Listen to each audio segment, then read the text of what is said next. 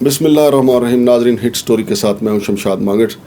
ناظرین، خبر یہ ہے کہ انٹیلیجنس بیورو کے جو ایڈیشنل ڈی جی ہیں فواد اسد اللہ صاحب، ان کو 1 سال کی ایکسٹینشن دے دی گئی ہے. ہمارا پورا میڈیا ہی اس حوالے سے کافی سرگرمی دکھا رہا تھا کہ جی قمر جاوید باجوہ صاحب کو ایکسٹینشن کیوں دی گئی. پھر آپ نے سنا عمران خان صاحب نے بھی کہا مجھ سے بہت بڑا بلنڈر ہوا، میں نے ان کو ایکسٹینشن دی.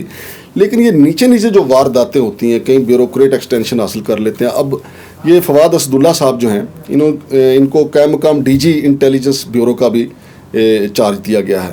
اب ان کو اس عہدے کے اوپر ایکسٹینشن دینے کی کیا وجہ ہے، یہ میں آپ کو بتاتا ہوں.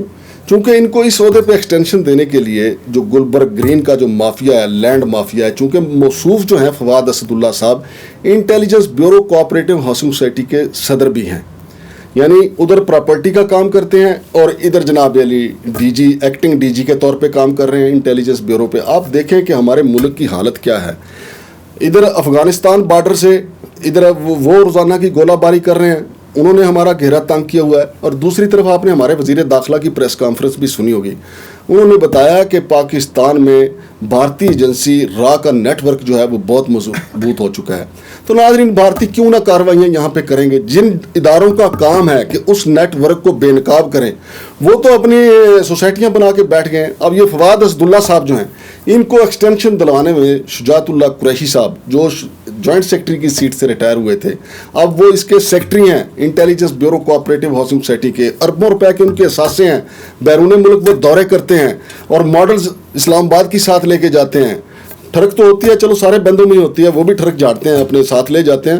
اور ایف آئی اے امیگریشن کے پاس وہاں پہ تصویریں ہیں. میں تو اس لیے نہیں وہ تصویریں دکھا رہا کیونکہ حال ہی میں وہ جس ماڈل کے ساتھ گئے تھے ان کی تصویریں ایف آئی اے کے ہمارے امیگریشن کے ایک دوست کے پاس. میں اس لیے نہیں دکھا رہا کہ چلو یہ ان کا نجی معاملہ لے گئے، وہ ان کو پہلے ترکی لے گئے، پہلے دبئی لے گئے، وہاں سے پھر ترکی لے گئے، یہ ان کا ذاتی معاملہ ہے. لیکن کوشچن یہ ہو ہے کہ ہمارے ملک میں جو دہشت گردوں کے نیٹ ورک مضبوط ہو رہے ہیں اور ہمیں چاروں طرف سے گھیرا ہوا ہے. اب دیکھیں، ادھر سے انڈیا ہمیں آنکھیں دکھا رہا ہے، ادھر سے افغانستان ہمیں آنکھیں دکھا رہا ہے. گو کہ یہ بھی ہماری ایجنسیوں کی رپورٹ ہے.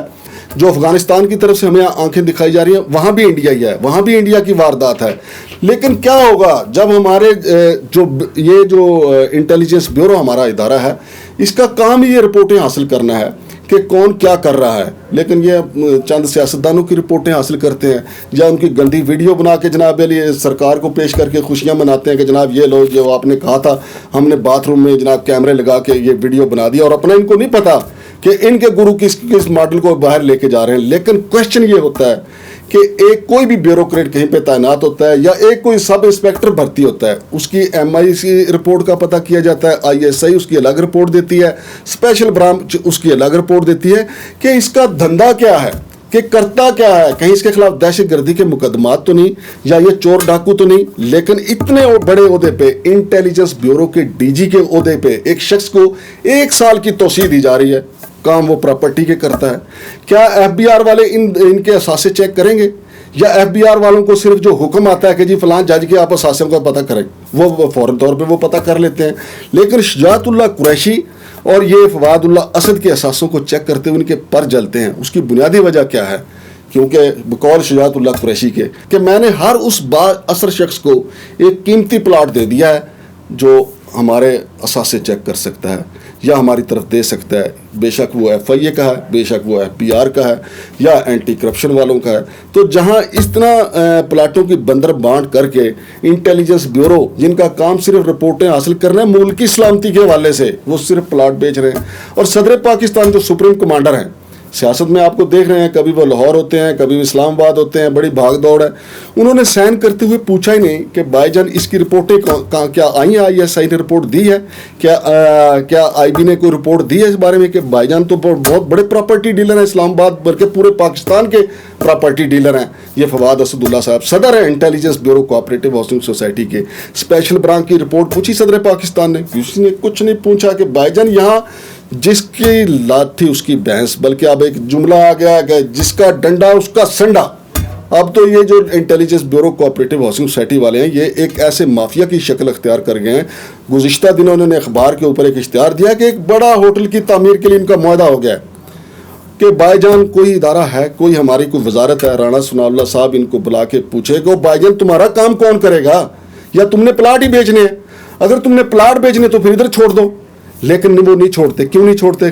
شجاعت اللہ قریشی نے اس کو ایکسٹینشن اس لیے دلوائی ہے تاکہ انٹیلیجنس بیورو کا جو ڈنڈا ہے وہ استعمال ہوتا رہے مختلف بیوروکریٹس پہ. پچھلے دنوں میں نے آپ کو بتایا کہ 2 سال پہلے جب انہوں نے قوانین میں intelligence bureau cooperative housing society کے قوانین میں تبدیلی کی ہے, ایک ڈنڈا انہوں نے انٹیلیجنس بیورو سے استعمال کیا, ساتھ میں پلاٹ بھی دیے, کمرشل پلاٹ بھی دیے, ریزیڈینشل پلاٹ بھی دیے, اور مبینہ طور پہ نوٹوں سے بھرے ہوئے بریف کیس بھی دیے. لیکن کوئی پوچھنے والا نہیں ان کو, نہ شجاعت اللہ قریشی کو. اب انہوں نے پوری کوشش کی ہے, چونکہ ان کا 1 سال کا تقریباً ٹینیور رہ گیا. اب شجاعت اللہ قریشی نے اپنے اس صدر کو ایکسٹینشن 1 سال کی دلا دی ہے. اس ایکسٹینشن کا کیا فائدہ ہوگا کہ ڈنڈا ان کے پاس رہے گا اور سنڈا آگے آگے بھاگتا رہے گا. جو بھی سنڈا ان کی طرف جائے گا تحقیقات کے لیے اس کو یہ جناب لگام ڈال لیں گے. ادھر سے فواد اسد اللہ صاحب جو ہیں اس کے خلاف انکوائری شروع کر دیں گے, اس کی کوئی گندی ویڈیو بنا لیں گے, اس کے گھر کے باہر 2 موٹر سائیکلوں والے کھڑے کر دیں گے کہ جی اس کی ساری رپورٹنگ کریں. تو جناب صدر پاکستان صاحب آپ نے ایکسٹینشن تو دے دی ہے, اس کی فائل تو چیک کر لیں. کم از کم حساس اداروں کو کہہ دیں کہ یار ہمیں بتاؤ یہ کر کیا رہا ہے, یا صرف آپ کی توجہ سیاست پہ ہی ہے کہ ادھر پرویز لائی سے مل رہے ہیں, عمران خان سے مل رہے ہیں, یا اسحاق ڈار صاحب سے مل رہے ہیں. ادھر جن کی ذمہ داری ہے ملک کی سلامتی وہ پلاٹ بیچنے میں مصروف ہے. باقی آپ کی مرضی ہے, ہم نے نشاندہی کر دی ہے اور اس حوالے سے باقی چیزیں بھی ہمارے پاس موجود ہیں, وہ بھی انشاءاللہ نشاندہی ہم کرتے رہیں گے. شمشاد مانگڑ کو اجازت دیجیے. اللہ حافظ.